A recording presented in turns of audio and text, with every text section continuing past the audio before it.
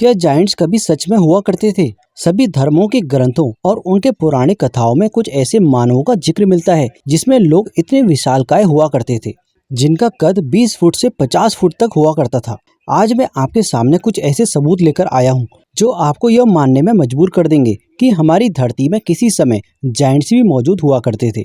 इतिहास के पन्नों में छुपे कई ऐसे राज हैं जिन्हें खोलने पर हम ऐसी दुनिया में पहुंच जाते हैं जो बेहद ही रोमांचक और अकल्पनीय होती हैं। दुनिया भर में दंत कथाओं में ऐसे ऐसे जीवों के होने के बारे में बात की जाती है जिनका सबूत भले ही विज्ञान के पास ना हो, लेकिन लोगों का विश्वास है कि इन जीवों का अस्तित्व होता है।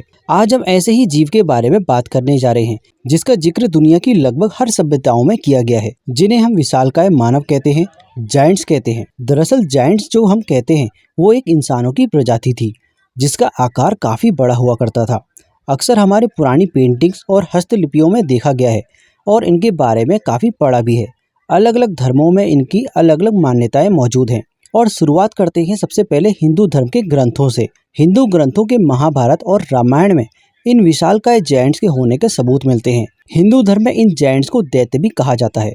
महाभारत में भीम और उसके पुत्र घटोत्कच का वर्णन मिलता है जो एक प्रकार का विशालकाय जायंट था जिसका आकार बहुत ही ज्यादा विशालकाय था। और रामायण के मुख्य किरदारों में से रावण भी उनमें से एक था जो अपने पिता की तरफ से ब्राह्मण था लेकिन माता की तरफ से एक दैत्य। बताया जाता है कि रावण की लंबाई लगभग 18 फीट थी।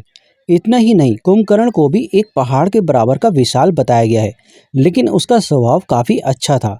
रावण के राज्य में कई सारे दैत्य और भी ऐसे थे जो पहाड़ जितने विशालकाय थे। दोस्तों, इन विशालकाय जायंट्स के मरने के बाद अपने अपने रीति रिवाजों के अनुसार इन्हें कहीं जलाया गया तो कहीं दफनाया गया और इन्हीं से संबंधित कुछ सबूत वैज्ञानिकों के हाथ में भी लगे हैं। विशालकाय मानव के कंकालों की खोज दुनिया में अलग अलग हिस्सों में हुई है जहां हड्डियों के आकार से यह बात साफ हो जाती है कि उनका आकार बेहद ही बहुत विशाल था। ईसाई धर्म के हिब्रू बाइबल में भी जायंट्स के बारे में लेख मिलता है जिन्हें नेफिलिम कहा गया है। यह विशालकाय मानव धरती पर ही विचरण करते थे और इंसानों की मदद भी किया करते थे। यानी कि कुछ विशालकाय मानव इंसानों की तरह जीवन व्यतीत करते थे और उनकी मदद भी किया करते थे और इंसानों के साथ काफी महत्वपूर्ण भूमिका भी निभाते थे। लेकिन इनमें से कुछ शैतानी प्रवृत्ति के होते थे। खासतौर पर युद्ध के समय इनका प्रयोग किया जाता था, जो कि उस समय मानव शक्ति ही युद्ध जीतने का सबसे बड़ा साधन हुआ करता था। इसलिए इन विशालकाय जायंट्स की सेना में शामिल होना बहुत फायदेमंद हुआ करता था। ग्रीक मैथोलॉजी में भी जायंट्स के बारे में कुछ इसी प्रकार से बताया गया है। जैन धर्म में भी इस विशालकाय जायंट्स के होने की बात कही गई है। रोमन और नॉर्स मैथोलॉजी में भी जायंट्स के बारे में किस्से कहानियां मौजूद हैं, जिसमें बताया गया है कि बर्फीले इलाके में रहने वाले विशालकाय मानव को फोर्स जायंट्स कहते थे, जिसके पास किसी को भी बर्फ से जमा देने की शक्ति थी। और पहाड़ी इलाकों में रहने वाले जायंट्स को माउंट जायंट्स भी कहते थे, जो पहाड़ों में रहते थे और बेहद ताकतवर होते थे। आर्मेनियन माइथोलॉजी और बेल्टिक माइथोलॉजी में भी विशालकाय मानव का जिक्र मिलता है। दुनिया में ऐसे खास स्ट्रक्चर मौजूद हैं जो हजारों वर्षों पहले बनाया गया था। उस समय तो ना तो किसी ने लोहे की खोज की थी और ना ही पहियों की, लेकिन यह विशालकाय स्ट्रक्चर को बिना किसी एडवांस तकनीक के बनाना लगभग असंभव सा प्रतीत होता है। उदाहरण के तौर पर मिस्र के पिरामिड को ही देख लीजिए। इसे 4500 वर्ष पहले बनाया गया था। इस पिरामिड में लगभग 20 लाख विशालकाय पत्थरों का इस्तेमाल किया गया है।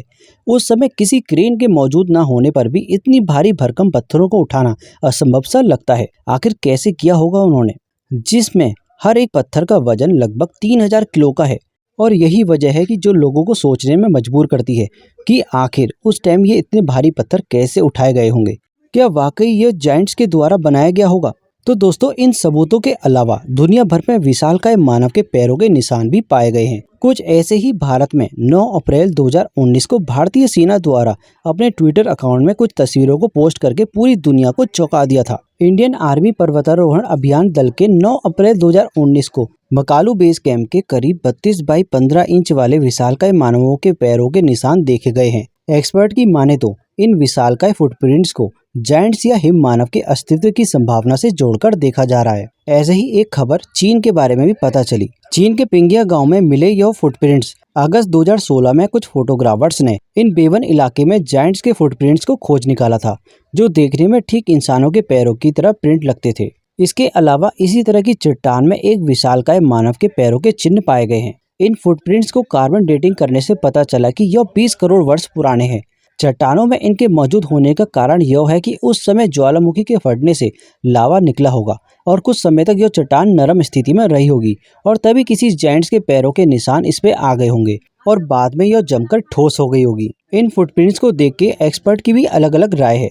कुछ ऐसे जायंट्स के अस्तित्व की संभावना से जोड़कर देखते हैं तो कुछ इन्हें प्रकृति द्वारा इत्तेफाक से निर्मित निशान बताते हैं, लेकिन कुछ फिंगरप्रिंट ध्यान से देखने पर उनमें पैरों की डर्मल रेडियस भी देखने को मिलती है। पर विज्ञान तो पक्के तौर पर उनके अस्तित्व को नहीं मानता, लेकिन दुनिया भर में इसके किस्से मौजूद होना और इतने सारे सबूतों को देखना यह कोई एक इत्तेफाक नहीं हो सकता। भले ही विज्ञान के पास अभी भी पुख्ता सबूत ना हो, लेकिन हमारे हिंदू ग्रंथों के मुताबिक इतना तो कहा जा सकता है कि इस विशालकाय मानव का कई हजारों पहले अस्तित्व था। लेकिन क्या यह विशालकाय जायंट्स आज भी इस धरती पर मौजूद हैं? यह एक बहुत बड़ा सवाल है। जैसे कि आज भी हिमालय पर्वत में हिम मानव के देखने का दावा किया जाता है। कुछ लोगों ने देखा है और कुछ लोगों ने नहीं देखा है, लेकिन ये भी किस्से कहानियों में आज भी मौजूद है।